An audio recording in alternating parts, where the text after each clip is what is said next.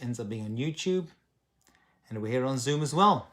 Welcome, dear friends. We have a fascinating discussion tonight, which is so relevant to so many of us and to where we are historically speaking now, today, 2021, 5781, which is where we are in Jewish history, and God willing, moving on from. I've traveled to a few parts of the world, and I have friends who've traveled further out into the world, and people who are Jewish usually like meeting other Jewish people on vacation. It makes them feel good. Sometimes you're walking around Brooklyn or New Jersey or London or Paris, and, you see Jews all the time, your friends, your family, community. I need a break. And then you go on vacation, and you meet someone in the middle of nowhere, and, oh, you're Jewish? Oh, you know the Goldbergs? Oh, that's a nice feeling, right? Oh, you know the Cohens from Manhattan? I get asked that a lot, by the way. Rabbi, you work in New York. Do you know the Cohens from New York? I'm like, I do. I know hundreds of them. And it's a nice feeling. And it is a good feeling. It's a feeling of connection, familiarity, and that's obviously a great thing. However, it's not the ideal.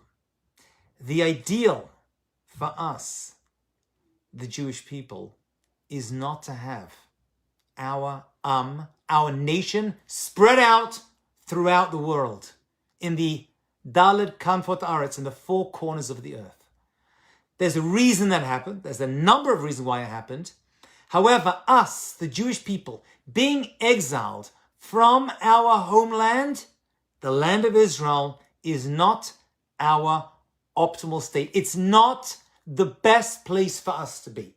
So although you may go on vacation, or you may go traveling around the world, and you meet Jews, and you meet French Jews, and Russian Jews, and Chinese Jews, and Orange Jews, and all the rest of it, it's not the best place for us, being outside of our homeland. And the word that we're going to repeat a number of times in today's discussion is Galut Exile. And Galut Exile can mean one of two things, usually both, but not always. And that is to be exiled from our homeland, from the land of Israel. That's going to be one interpretation, a geographical displacement of the Jewish people from their national homeland, Israel. But there's another form of exile, which is not as common, but is still common. And that is, we are still in possession of the land of Israel, but the final redemption has not happened. And God's presence, as it were, his Shekhinah, is exiled from among us. How did we get to this point?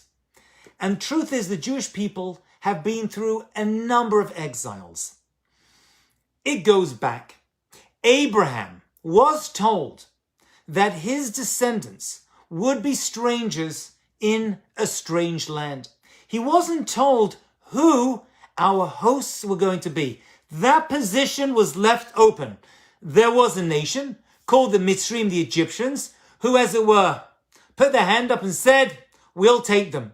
And maybe that role wouldn't have been so bad. However, they misused their power and they ended up hurting us for 210 years before we were redeemed in the Jewish year 2448. It's about 3,338 years ago or so ago.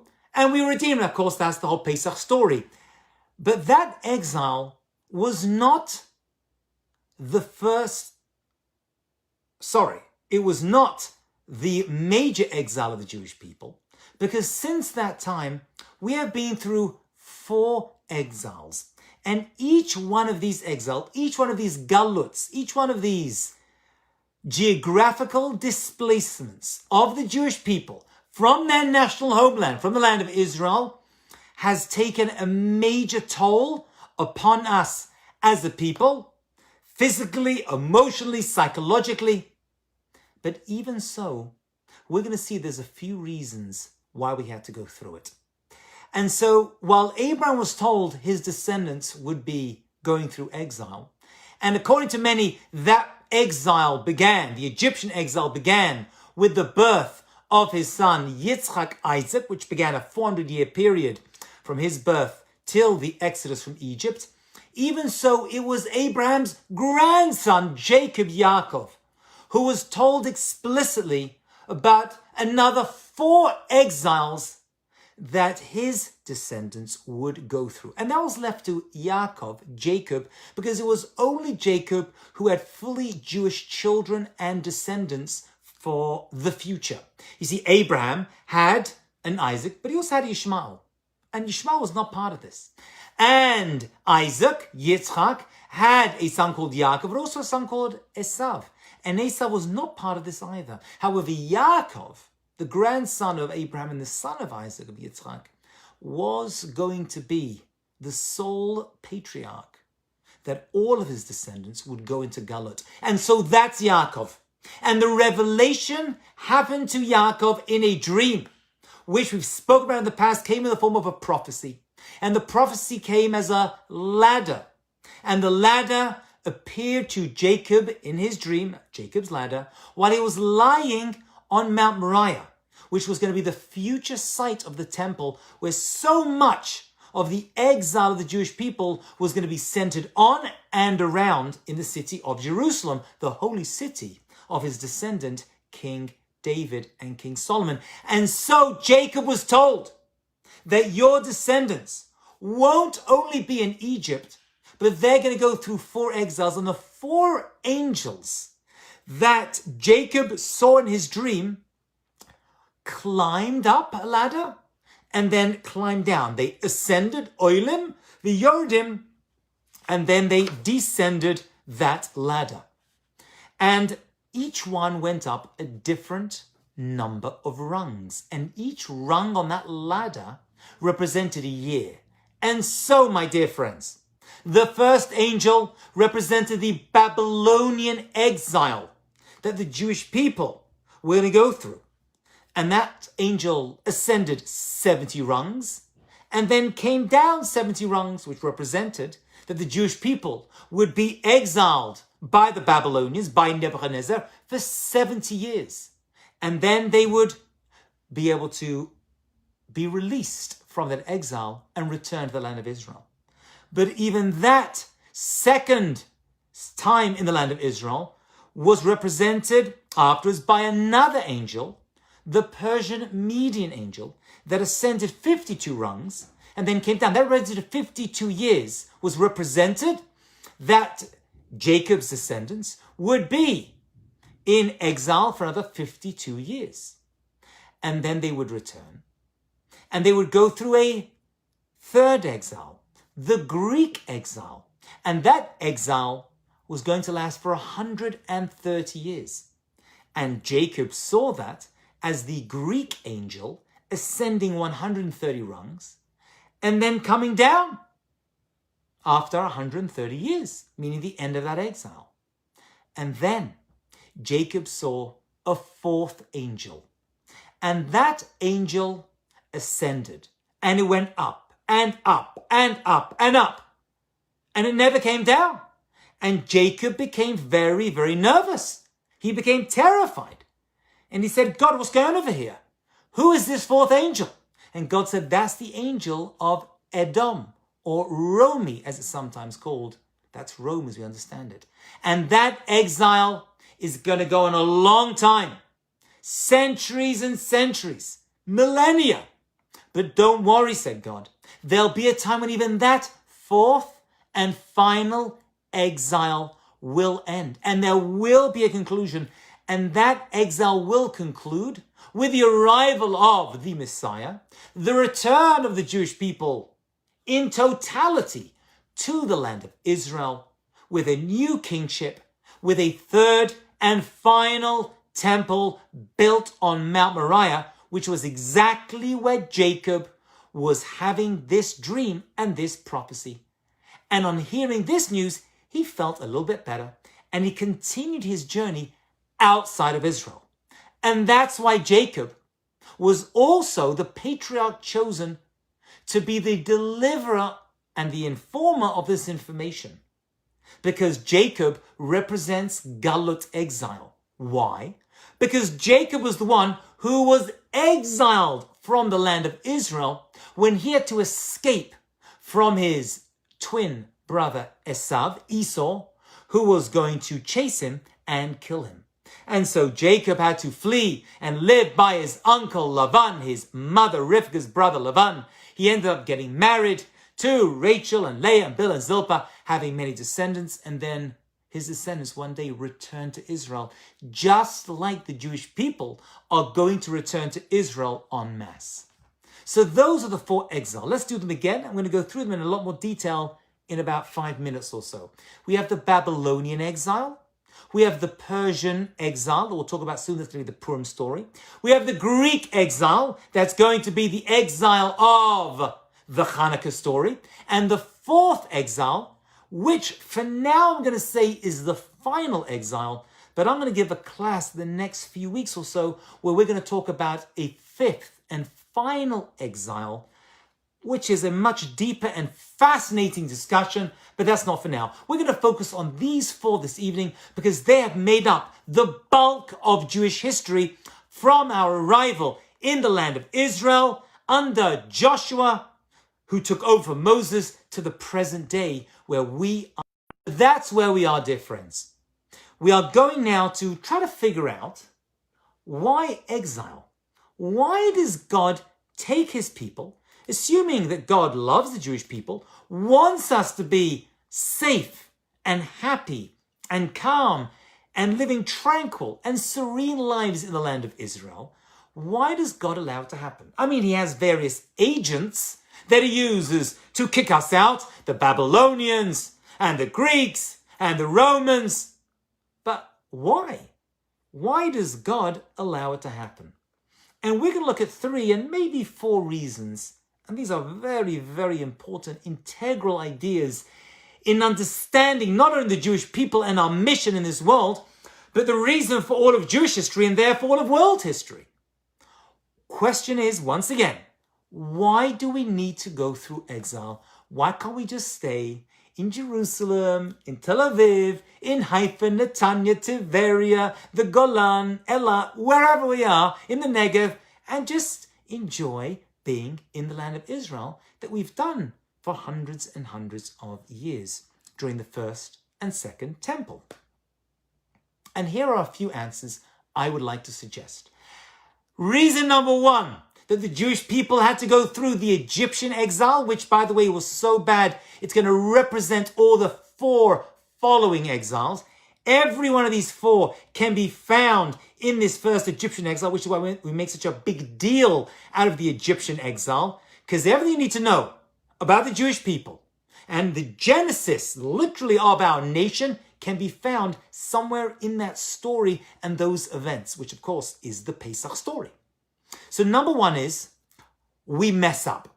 As we say in the Musaf of Shabbat, Mipnei Chatainu, because of our sins, Galinu Mi'arseinu, we were kicked out.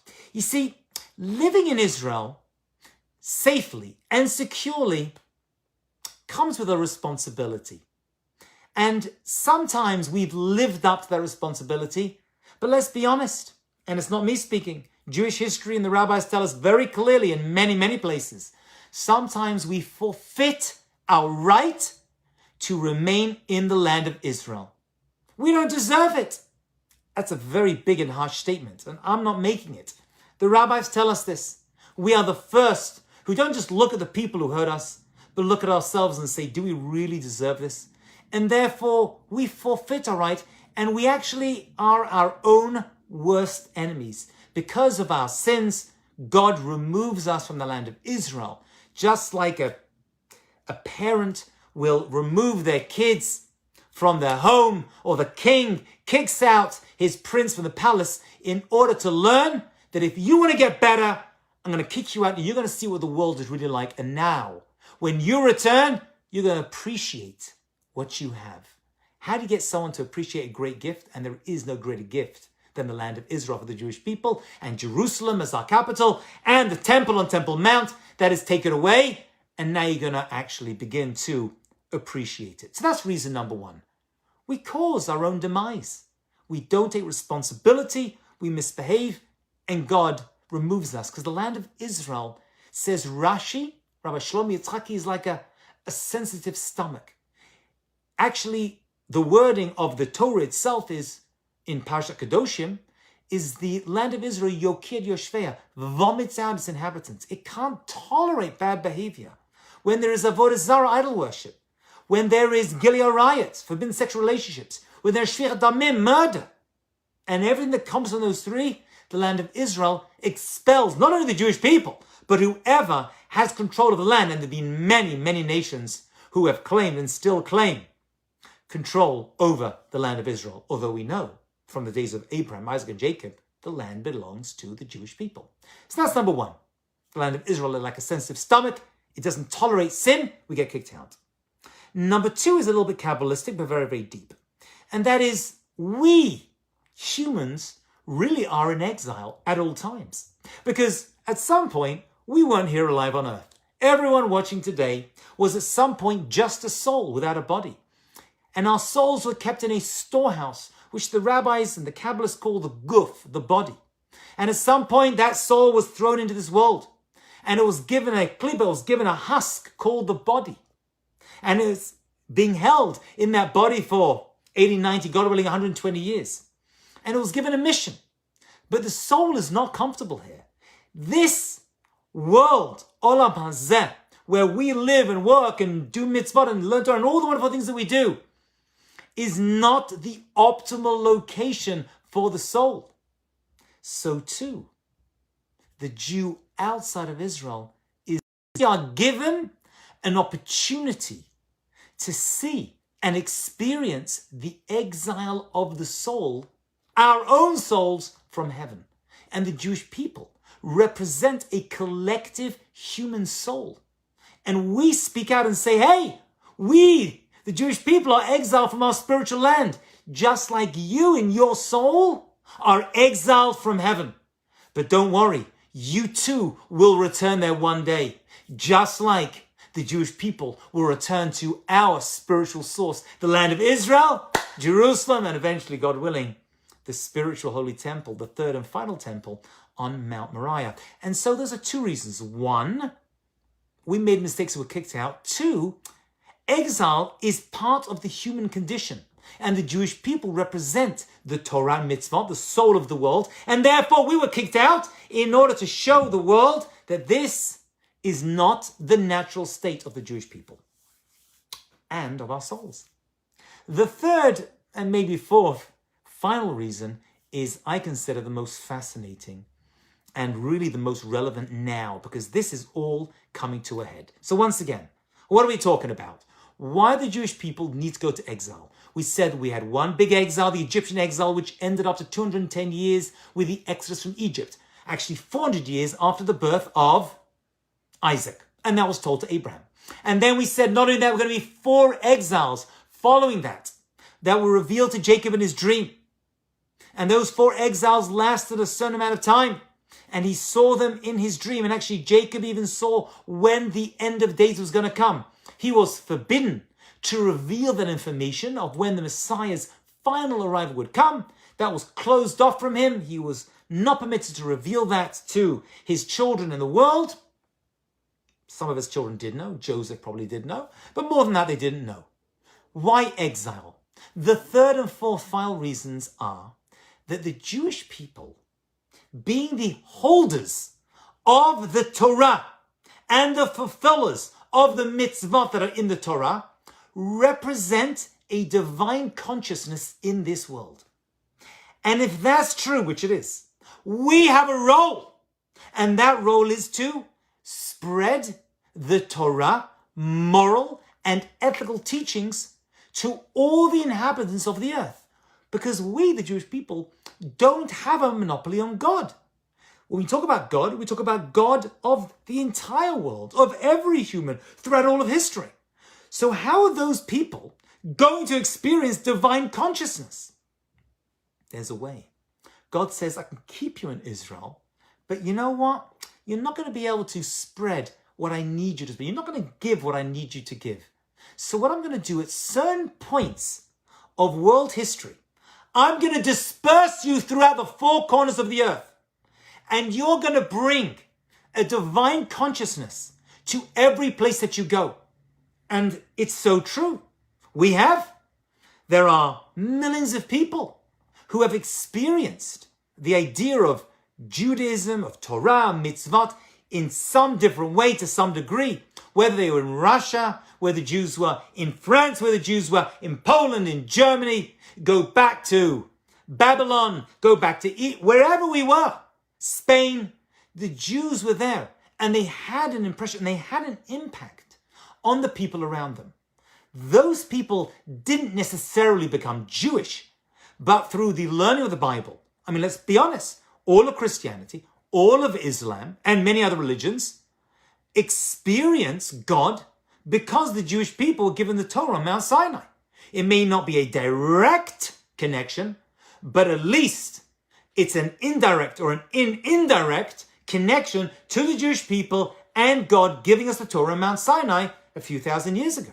So God says, I'm going to spread you around so you can have an influence. And by the way, we saw this in the life of Abraham and Jacob, his grandson, because Abraham was told to go to the land of Israel. And then he was exiled to Egypt. And then he made his way back.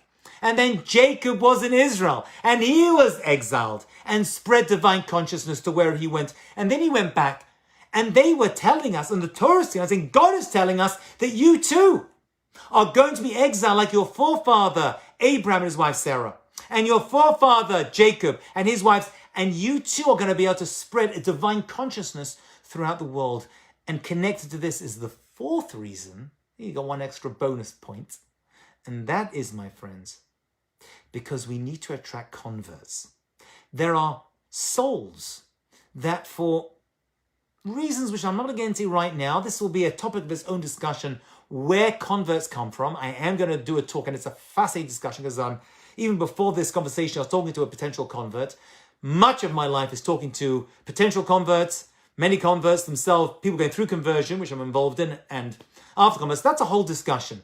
But one of the reasons the Jewish people were put into exile is in order to attract those souls that were secreted into other nations throughout the world, so they should meet a Jewish family, a Jewish community, a rabbi and a rebbitzin, learn about Judaism, because there was no internet going back in those days, right? And there weren't many books. So how did a person in China, how did a person in Russia, in France, 60 years ago, 100 years ago, 100 years ago, and before, become Jewish?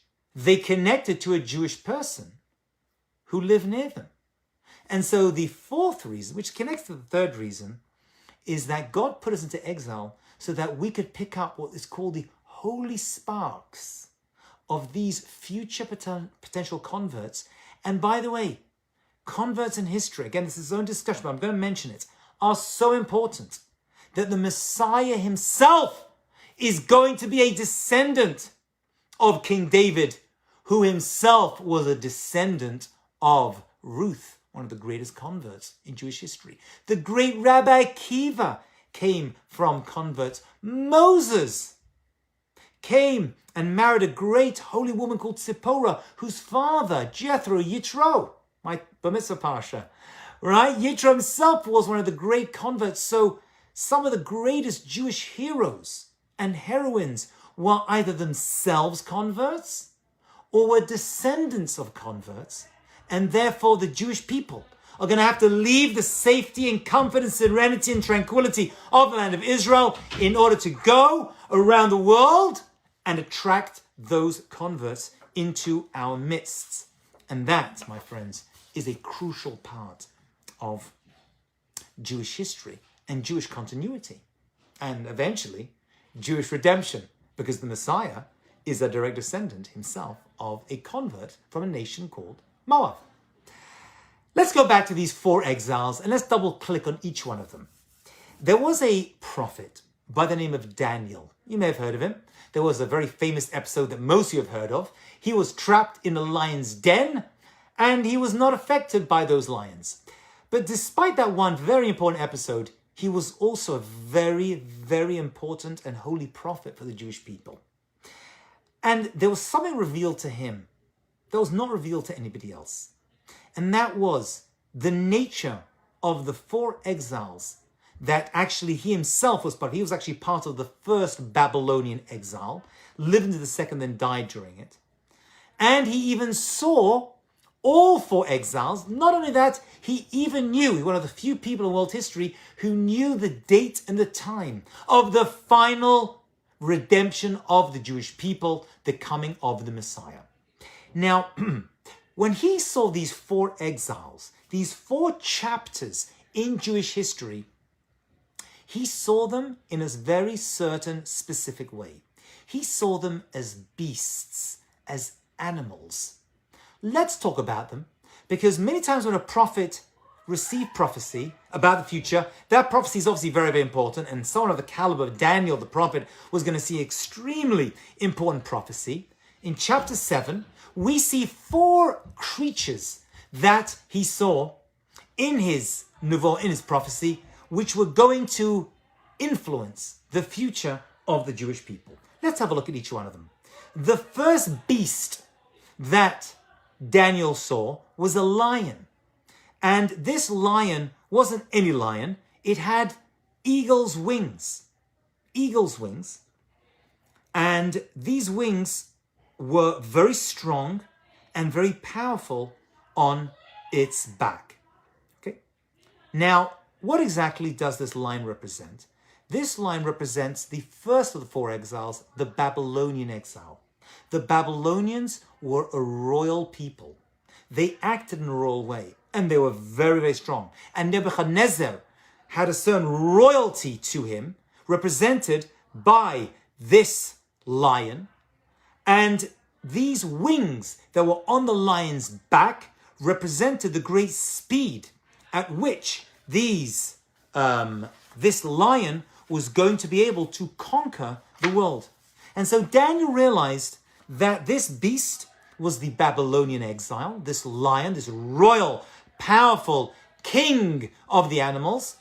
And he realized, and he actually lived through, he actually got to see firsthand this actual lion come to life, and the eagle's wings that sped it throughout the world. Eventually, he saw that the eagle's wings were plucked from it, and that represented the fall of this empire under someone called Belshazzar. Belshazzar took over many years later from Nebuchadnezzar and was involved in the decline of the Babylonian Empire. Who took over from the Babylonians? Well, that's going to be beast number 2, who represented the exile of the Persians and the Medians. And that's the Persian exile. And that came to Daniel in the form of a bear. And Daniel, in the book of Daniel, talks about a big, strong bear. Now, bears are strong animals, but they're also pretty big. They can be pretty slow-moving, and no one really called the bear the king of the jungle or the animal kingdom. And that was the Persians. They weren't regal in any way, and they appeared as a bear which is corpulent and full of itself and goes into a stupor and sleep at some times, and yet it's very, very powerful. In the mouth of the bear that Daniel saw in this vision were 3 ribs. And these 3 ribs, which represent the protective quality of the body, because the ribs protect us, represented 3 great leaders. Cyrus, who was good to the Jewish people and permitted us to go back and rebuild the temple. Achashverosh, sound familiar?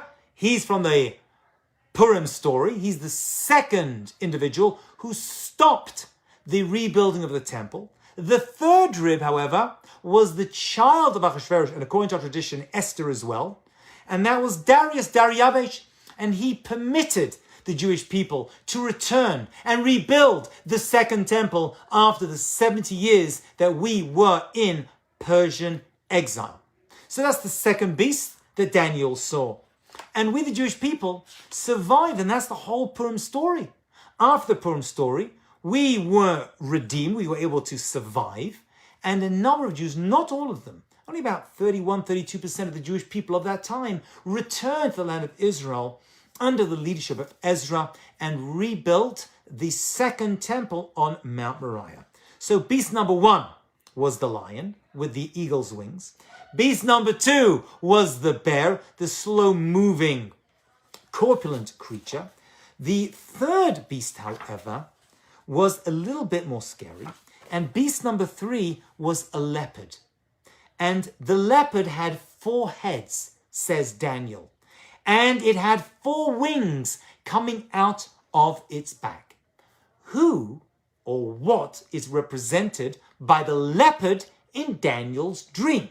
So that was the great leopard, Alexander the Great of Macedonia, Greece. And he was an extremely great leader. And he had tremendous power and speed. He was able to conquer a vast amount, most of the Asian world in 12 years. However, sadly, he died very, very young, at the age of 32 years old. He achieved a vast amount in that short lifetime. And after he died, 4 generals took over. And they are represented by the 4 heads that were on this leopard. So you have a leopard, which is Alexander. Alexander comes into Israel, but doesn't mistreat the Jewish people and makes a peace pact with them. Actually, many people name their babies for 1 year Alexander. So any Alexanders you meet to this day usually are descendants of this period in Jewish history. But these 4 heads were bad because when Alexander died, 4 bad leaders took over. Ptolemy took over Egypt, Seleucus took over Syria and Babylon, Antigonus took over Persia and Asia Minor, and Philip, Alexander's brother, took over Macedonia. The Syrian Greeks had under their control the land of Israel. And, of course, in Israel was Jerusalem and the Second Temple that had stood for a couple of hundred years up to that point. And the Assyrian Greeks and eventually Antiochus IV took over control of the area of Jerusalem and all of Israel, most of Israel, I should say. And that's when the whole Hanukkah story kicks in. 200 years after the Jewish people returned, we're now in the Third Exile. Now, this is very, very interesting. Why? Because the Jewish people are in the land of Israel. We're living there. Okay, the temple has been overrun by Greeks, and we are now forbidden to bring sacrifices, but we're still in Israel. And yet, this is called a Galut, an exile. Because although we are geographically in the land of Israel, we are still spiritually disconnected from the temple, from the sacrifices, and we're not able to live spiritual, free lives in the land of Israel. Now that, my friends, is an exile. That's a Galut. And that's the Greek exile. And of course, you know, the Maccabees came and they were able to remove the Greeks from the temple and they lit the Hanukkah lights and things carried on pretty okay for a couple hundred years until the Fourth Exile began. And if you remember from our beginning discussion, this is the 4th angel that Jacob saw in his dream that went up and up and up and up and up, and he never saw come down. And that's the exile, my friends, that the Jewish people are still in now today. And that is the exile of Rome. The Romans exiled us. They destroyed, Titus came and destroyed the Second Temple.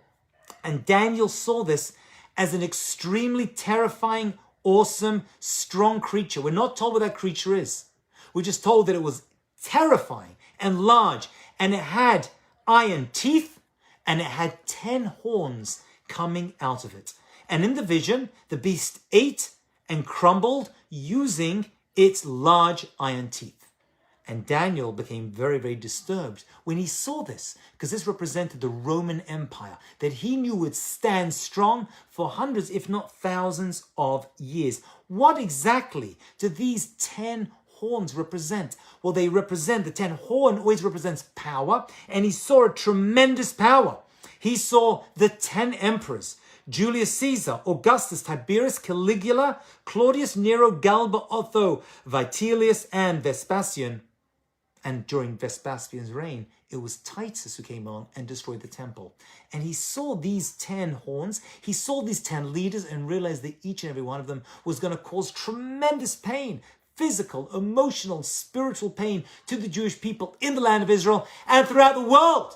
And that Rome would be the epicenter of that Galut, although we would be in the 4 corners of the earth. Eventually he saw 3 horns come up, different opinions as to what these 3 horns that uprooted these other horns. Some say it represents the Titus who will be killed. Some say it's actually a reference to the final redemption, that all these 10 individuals would be disposed of and the Jewish people would come back. Where we are right now in world history, my friends, is really, really interesting, because we are right now in 2021, Jewish year 5781, are right at the end of this last and final exile that Jacob saw on Mount Moriah thousands of years ago, that the Romans began with the destruction of the Jewish temple. And yet the Jewish sources tell us, and the prophets tell us a number of times, just like Abraham got to return to Israel, just like Jacob got to return to the land of Israel, just like the Jewish people got to enter the land of Israel under the leadership of Joshua, so too, at the end of days, we're going to come full circle. And our souls are going to return to the land of Israel for the final time. And that will be the end of all exiles. And that redemption will come at a very special time. At a time when all the Jewish people are going to start to be collected and rounded up from the 4 corners of the earth into the land of Israel. Now, if you would have said these words 80 years ago, 70 years ago, people would think you're absolutely nuts. Although there were Jews who are making aliyah from the 1800s and 1900s, I mean, there's always been a Jewish presence in the land of Israel. There had to have been, because without that, many mitzvot that we have would not apply. So there's always been a Jewish presence in the land of Israel. But if you were to say that there's going to be en masse, a movement in less than a century of millions of Jewish people to the land of Israel, say that to Jews in the Holocaust, right? They wouldn't believe you. Then within a few years, we're going to have sovereignty over the land of Israel. And we're going to have an air force and an army.